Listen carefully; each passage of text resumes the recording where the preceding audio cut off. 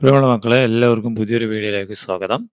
ഇന്ന് നമ്മൾ 5ാം ക്ലാസ് കേരള പാഠാവലി "ഇത്തിരി പൂവേ കുരുന്ന പൂവേ" എന്ന യൂണിറ്റിലെ ഒന്നാമത്തെ ചാപ്റ്ററും അതിലെ കുറേ ചോദ്യങ്ങളൊക്കെ ഉണ്ട്.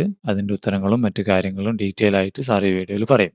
അപ്പോൾ മക്കൾ ഈ ചാനൽ ആദ്യമാണെങ്കിൽ ചാനൽ സബ്സ്ക്രൈബ് ചെയ്യുക. ജലീൽ മാസ്റ്റർ ഇത് നിങ്ങളുടെ കൂട്ടുകാർക്ക് ഫ്രണ്ട്സിനൊക്കെ അയച്ചു കൊടുക്കണം കേട്ടോ. ഓക്കെ, അപ്പോൾ നമുക്ക് ഓരോന്നായിട്ട് നോക്കിയാലോ. ഇവിടെ നോക്കൂ, മഴയും നോക്കി തിണ്ണയിലിരിക്കുന്ന തൊട്ടടുത്ത മരക്കൊമ്പിൽ ഒരു പക്ഷി തണുത്തു വിറച്ചിരിക്കുന്നു. ഭംഗിയുള്ള ചിറകുകൾ ഇടയ്ക്കിടെ കുടയുന്നു.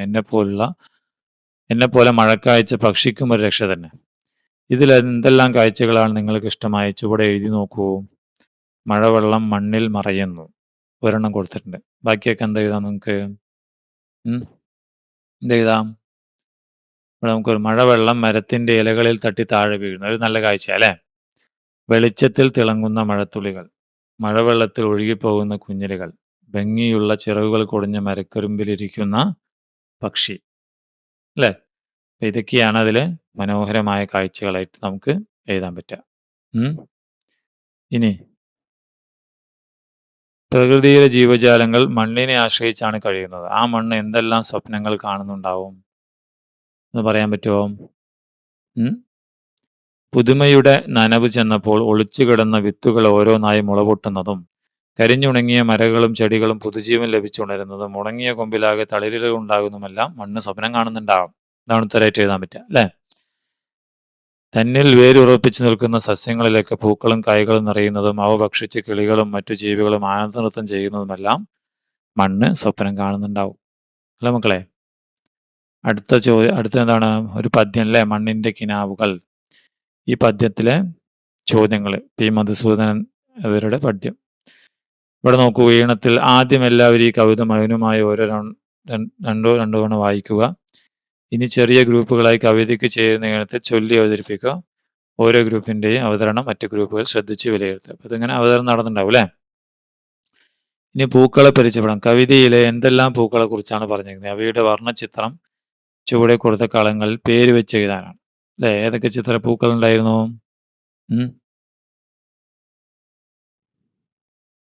അപ്പൊ നമുക്ക് ആ പൂക്കളുടെ ചിത്രങ്ങളൊന്ന് കണ്ടാലോ? ഇത് നോക്കൂ.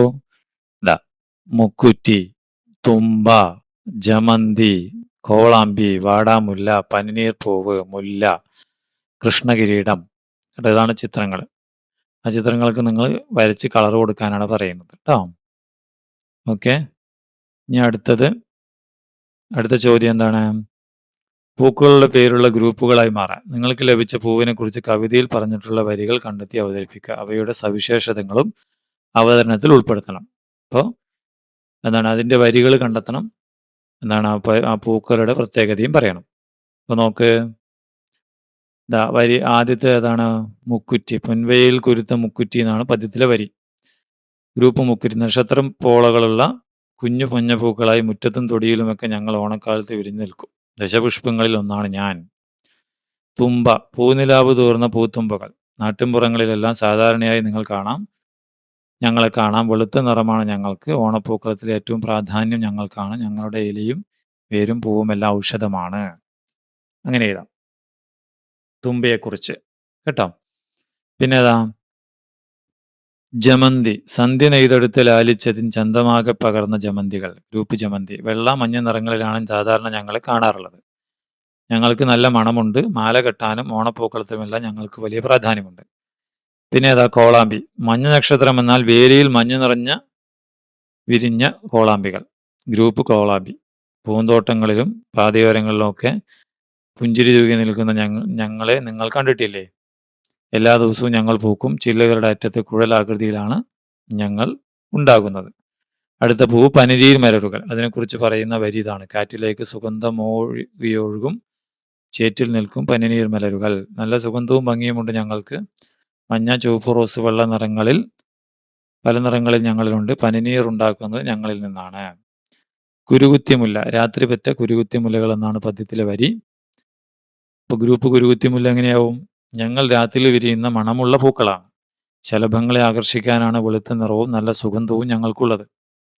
അടുത്തത് കൃഷ്ണകിരീടം. രാജമുദ്രയാണെന്ന ചെന്താരകൾ എന്താണ് പദ്യത്തിലെ വരി. നാട്ടിൻപുറങ്ങളിൽ സാധാരണയായി കണ്ടുവരുന്ന ഞങ്ങളെ ഓണപ്പൂക്കളത്തിൽ ഉപയോഗിക്കാറുണ്ട്. കിരീടത്തിന്റെ ആകൃതിയിലാണ് ഞങ്ങളുടെ പൂക്കുല. അതുകൊണ്ടാണ് രാജമുദ്ര എന്ന ചെന്താരകൾ എന്ന് പറഞ്ഞിരിക്കുന്നത്. കേട്ടോ? ഇതിന്റെ പ്രത്യേകതയാണ്. അതുപോലെ വാടാമുല്ല. ഭൂമി ചാർത്തിയ കുങ്കുമപ്പൊട്ടുപോൽ തൂമയേറിടും വാടാമലരുകൾ. അതാണ് പദ്യത്തിലെ വരി. പേരുപോലെ തന്നെ വാടാതെ ഏറെക്കാലം നിൽക്കുന്നവരാണ് ഞങ്ങൾ. മാല, ബൊക്ക, ഓണപ്പൂക്കളം ഇവ മനോഹരമാക്കാൻ ഞങ്ങൾ വേണം. അങ്ങനെയാണ് അതിൻ്റെ. ഓക്കെ. അപ്പൊ ഇനി അടുത്ത ചോദ്യം നമുക്ക് നോക്കാം. കവിതയിൽ ആദ്യം പറഞ്ഞത് ഏത് പൂവിനെ കുറിച്ചാണ്? ഓരോ പൂവിനെ കുറിച്ചും പറഞ്ഞ വരികൾ ഓർത്തു ചെല്ലാൻ. ഏതാണ്? ഉദാഹരണം കൊടുത്തിട്ടുണ്ട് ഇവിടെ. ആദ്യം പറഞ്ഞത് മുക്കുറ്റിയെ കുറിച്ചാണ്. പൊൻവെയിൽ പുരുത്ത മുക്കുറ്റികൾ, പൂനിലാവ് പുകർന്ന പൂത്തും, ഇങ്ങനെ ഓരോ പൂവിനെ കുറിച്ചും പറഞ്ഞ വരികൾ ഓർത്തു ചെല്ലണം. അല്ലേ?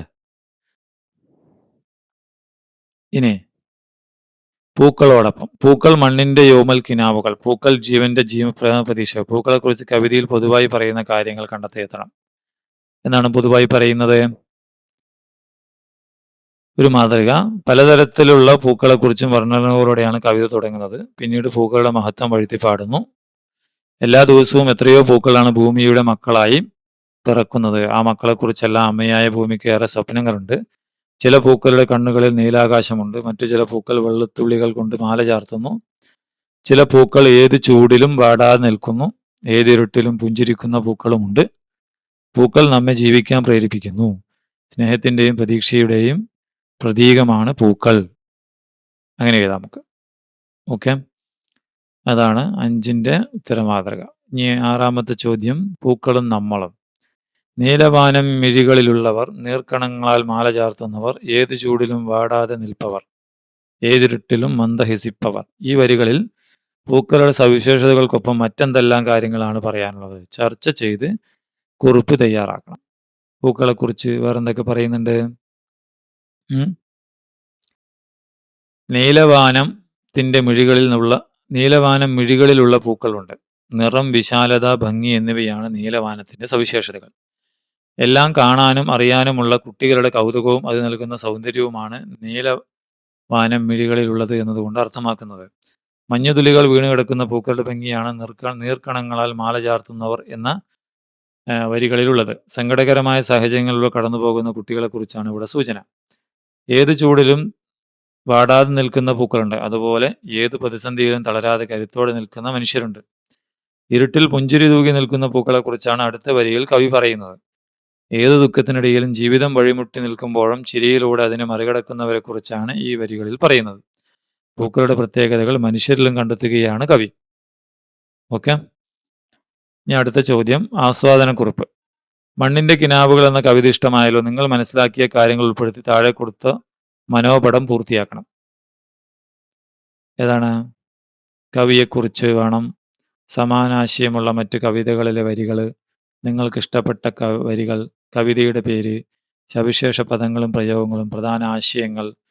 അപ്പോൾ മനോപടത്തിന്റെ സഹായത്തോടെ ആസ്വാദനക്കുറിപ്പ് തയ്യാറാക്കുക. നല്ലൊരു പേരും കൊടുക്കണം. അല്ലേ? അപ്പം അതിലെങ്ങനെ കിടക്കാം നമുക്ക്? കവിതയുടെ പേരെന്താണ്? മണ്ണിന്റെ കിനാവുകൾ. കവിയെക്കുറിച്ച് പി. മധുസൂദനൻ. തൻ്റെ ചുറ്റുപാടുമുള്ള പുല്ലിലും കല്ലിലും മാവിലും പൂവിലും എല്ലാം കവിത കാണുന്ന കവി. കുട്ടികളുടെ ഭാവന ഉണർത്തുന്ന ധാരാളം കവിതകൾ രചിച്ചിട്ടുണ്ട്. നിങ്ങൾക്ക് ഇഷ്ടപ്പെട്ട വരികൾ. ഇതൊരു മാതൃകയാണ് കേട്ടോ. നിങ്ങൾക്ക് ചിലപ്പോൾ വേറെ ആയിരിക്കും ഇഷ്ടപ്പെട്ടിട്ടുണ്ടാവുക. അതാണ് എഴുതേണ്ടത്. ഈ സന്ധ്യ നെയ്തെടുത്തു ലാലിച്ചതിൻ ചന്തമാകെ പകർന്ന ജമന്തികൾ, മഞ്ഞ നക്ഷത്രം എന്ന പോൽ വേലിയിൽ മഞ്ഞ നിന്നു വിരിഞ്ഞ കോളാമ്പികൾ, ഭൂമി ചാർത്തിയ കുങ്കുമപ്പൊട്ടുപോൽ തൂമയേറിടും വാടാമലരുകൾ. അത് സമാനാശയമുള്ള മറ്റു കവിതകളിലെ വരികൾ. പൂക്കുന്നിതാമുല്ല, പൂക്കുന്നിലഞ്ഞി, പൂക്കുന്നു തേന്മാവും, പൂക്കുന്നു ശോകം, മലരണിക്കാടുകൾ തിങ്ങി വിങ്ങി, മരതകക്കാന്തിയിൽ മുങ്ങി മുങ്ങി. അത് വേറെ വരികളാണ് കേട്ടോ. പ്രധാന ആശയങ്ങൾ. മണ്ണിന്റെ മക്കളായി പിറക്കുന്ന പൂക്കളുടെ സവിശേഷതകളാണ് പറയുന്നത്. പൂക്കൾ നൽകുന്ന ചിന്തകൾ ജീവിക്കാൻ പ്രേരിപ്പിക്കുന്നു. പ്രേമവും പ്രതീക്ഷയും നൽകുന്നു. സവിശേഷ പദങ്ങളും പ്രയോഗങ്ങളും. സന്ധ്യ നെയ്തെടുത്തു ലാലിച്ചു, രാജമുദ്രയണിഞ്ഞ ചെന്താരകൾ, നീലവാനം മിഴികളിലുള്ളവർ, മണ്ണിന്റെ യോമനക്കിനാവുകൾ. അല്ലേ? ഇതൊക്കെയാണ് അതിലെ സവിശേഷ പദങ്ങൾ. ഇനി ആസ്വാദനക്കുറിപ്പ് ഒരു മാതൃകയാണ്. അല്ലേ? പേരുണ്ട്. പ്രകൃതിയെക്കുറിച്ചും ഭൂമിയെക്കുറിച്ചും ധാരാളം കവിതകൾ എഴുതിയിട്ടുള്ള കവിയാണ് പി. മധുസൂദനൻ. ഇദ്ദേഹത്തിന്റെ മണ്ണിന്റെ കിനാവുകൾ എന്ന കവിതയിൽ മണ്ണിന്റെ സ്വപ്നങ്ങളും പ്രതീക്ഷകളുമായ പലതരം പൂക്കളെക്കുറിച്ചാണ് പറയുന്നത്. പ്രകൃതി സ്നേഹിയായ കവി വായനക്കാരിലേക്കും പ്രകൃതി സ്നേഹം പകർന്നു നൽകുന്നു. മണ്ണിന്റെ കിനാബുകളാണ് പൂക്കൾ. പൂക്കുറ്റി, തുമ്പ, ജമന്തി തുടങ്ങിയ പൂക്കളെക്കുറിച്ചാണ് കവി പറയുന്നത്. ഓരോ പൂവിനെയും പ്രത്യേകമായി വിശേഷിപ്പിക്കുന്നു. പൊൻവെയിലിൽ മുരുത്ത മുക്കുറ്റി, പൂനിലാവ് നുകർന്ന പൂത്തുമ്പ എന്നിങ്ങനെയാണ് വിശേഷണങ്ങൾ. മനോഹരമായാണ് ഓരോ പൂവിനെയും അവതരിപ്പിക്കുന്നത്. വിശേഷണങ്ങളെല്ലാം പൂക്കൾക്കിണങ്ങുന്നവയാണ്. കവിതയുടെ പേരും അർത്ഥപൂർണമാണ്. മണ്ണിന്റെ മക്കളാണ് പൂക്കൾ. മക്കളെക്കുറിച്ച് മണ്ണ് കിനാവ് കാണുന്നു. ജീവന്റെ പ്രേമവും പ്രതീക്ഷയുമാണ് പൂക്കൾ. ആരിലും സന്തോഷവും പ്രതീക്ഷയും സ്നേഹവും നിറയ്ക്കാൻ പൂക്കൾക്ക് കഴിയും. ധാരാളം പൂക്കൾ ഭൂമിയുടെ മക്കളായി നിത്യവും പിറക്കുന്നുണ്ട്. ചില പൂക്കളുടെ കണ്ണുകളിൽ നീലാകാശമുണ്ട്. ചില പൂക്കൾ വെള്ളത്തുള്ളികൾ കൊണ്ട് മാലയണിയുന്നു. ചില പൂക്കൾ ഏത് ചൂടിലും വാടാതെ നിൽക്കുന്നു. മറ്റു ചിലത് ഏതിരുട്ടിലും പുഞ്ചിരിക്കുന്നു. പരസ്പര സ്നേഹത്തിന്റെയും സഹകരണത്തിന്റെയും കരുതലിന്റെയും പ്രതിസന്ധികളെ അതിജീവിച്ച് മുന്നേറുന്നവരുടെയും ഒക്കെ പ്രതീകമാണ് ഈ കവിതയിലെ പൂക്കൾ. ഓരോ പൂവും അവരുടെ ജീവിതം കൊണ്ട് നമുക്ക് സന്ദേശം നൽകുന്നു. പ്രകൃതിയിലെല്ലാം പരസ്പരം ബന്ധപ്പെട്ടിരിക്കുന്നു എന്ന സൂചനയും കവിത നൽകുന്നുണ്ട്. ആശയം, പ്രയോഗഭംഗി, മനോഹരമായ വർണ്ണനകൾ എന്നിവ കൊണ്ടെല്ലാം സമ്പന്നമാണ് ഈ കവിത. ചുറ്റുപാടുകളെ നിരീക്ഷിക്കാനും പ്രകൃതി സ്നേഹം നിലനിർത്താനും നമ്മെ പ്രചോദിപ്പിക്കുന്ന കവിതയാണത്. മണ്ണിൽ എല്ലാം ഇണങ്ങിക്കഴിയുമ്പോഴാണ് ഭൂമി സ്വർഗമായി മാറുന്നത്. ഇനി ഇതെല്ലാം വെച്ച് ചുമർപ്പത്തേക കവി പറഞ്ഞ കാര്യങ്ങളെല്ലാം നിങ്ങൾക്കറിയാവുന്ന മറ്റു വിവരങ്ങളും കൂട്ടിച്ചേർത്ത് ഞങ്ങളുടെ മൂക്കുറ്റി, ഞങ്ങളുടെ ജമന്തി തുടങ്ങിയ പേരുകളിൽ ഓരോ ഗ്രൂപ്പിനും ഓരോ ചുമർപ്പത്തിക തയ്യാറാക്കാം. ക്ലാസ്സിൽ പ്രദർശിപ്പിക്കാതെ സ്വന്തമായി ചെയ്യണം കേട്ടോ. അടുത്ത് പൂക്കളെക്കുറിച്ചുള്ള കവിതകൾ ക്ലാസ് ലൈബ്രറിയിൽ നിന്നും അടുത്ത വായനശാലയിൽ നിന്നും കണ്ടെത്തി നോട്ട് പുസ്തകത്തിൽ പകർത്തി എഴുതാൻ. ക്ലാസ്സിൽ ആ കവിതകൾ സംഘമായി ചെല്ലണം. വായനാമാരവുമായി ബന്ധപ്പെട്ട പരിപാടികളിൽ ഈ കവിത അവതരിപ്പിക്കണം. പൂക്കളെക്കുറിച്ചിട്ടുള്ള. ഓക്കെ, അതൊക്കെ മക്കൾ സ്വന്തമായി ചെയ്യേണ്ടതാണ് കേട്ടോ. ഇവിടെ കുറച്ച് പൂക്കവിതകൾ നോവിക്കല്ലേ സുഗതകുമാരി ഉണ്ടോ, കുറേ കവിതകൾ ഇവിടെ കൊടുത്തിട്ടുണ്ട്. ഇത് നിങ്ങൾക്ക് ചൊല്ലാവുന്നതാണ്. അതുപോലെ തുമ്പപ്പൂ, ഗോതുരുത്ത് ജ്യൂസിൻ്റെ കണ്ടാലും ഇത് ഓരോ കവിതകളാണ് കേട്ടോ. അതുപോലെ പൂക്കൾ, തിരുനെല്ലൂർ കരുണാകരൻ്റെ പൂക്കൾ എന്ന കവിത. അതുപോലെ കൊങ്ങിണിപ്പൂ, വൈലോപ്പിള്ളി ശ്രീധരമേനോൻ്റെ കൊങ്ങിണിപ്പൂ എന്ന കവിത. മൊത്തം വായിക്കാനുള്ള മക്കൾ എഴുതാം. അടുത്തത് 10 ഒരു തൈ നടാം. ഈ കവിതാഭാഗം വായിക്കണം. ഒരു തൈ നടാം നമുക്ക് വേണ്ടി, ഒരു തൈ നടാം കൊച്ചു മക്കൾക്ക് വേണ്ടി, ഒരു തൈ നടാം 100 കിളികൾക്ക് വേണ്ടി, ഒരു തൈ നടാം നല്ല നാളേക്ക് വേണ്ടി. ഇത് പ്രാണവായുവിനായി നടുന്നു, ഇത് മഴയ്ക്കായി തൊഴുതു നടുന്നു, അഴകിനായി തണലിനായി തേന്മഴങ്ങൾ. കവിതയിൽ എന്തെല്ലാം കാര്യങ്ങളാണ് പറയുന്നത്? എന്തെല്ലാം കാര്യങ്ങളാണ്?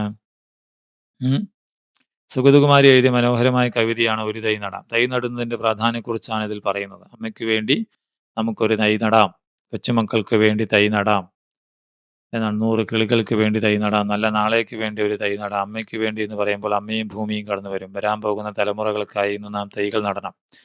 മനുഷ്യർക്ക് വേണ്ടി മാത്രമല്ല, കിളികൾക്ക് വേണ്ടി കൂടിയാണ് തൈകൾ നടുന്നത്. ഫലങ്ങളും തണലും തണുപ്പും ശുദ്ധവായുവും മഴയും എല്ലാം നൽകുന്ന മരങ്ങൾ നല്ല ഭാവിക്ക് വേണ്ടി നാം നട്ടുവളർത്തണമെന്ന ആശയമാണ് കവിയത്രി പങ്കുവയ്ക്കുന്നത്. ആഗോളതാപനത്തിന് ഉത്തരം മാതൃകകൾ എന്ന അഭിനവാക്യം ഇവിടെ ഓർക്കാം. അപ്പോൾ ഇത്രയാണ് ഒന്നാമത്തെ പാഠഭാഗം, അതിലെ ഉത്തരങ്ങളും. അപ്പോൾ വീഡിയോ ഇഷ്ടമായെങ്കിൽ ലൈക്ക് ചെയ്യുക, നിങ്ങളുടെ കൂട്ടുകാർക്ക് സുഹൃത്തുക്കൾക്ക് അയച്ചു കൊടുക്കുക, ചാനൽ സബ്സ്ക്രൈബ് ചെയ്യുക കേട്ടോ. ഓക്കെ, വീണ്ടും കാണാം.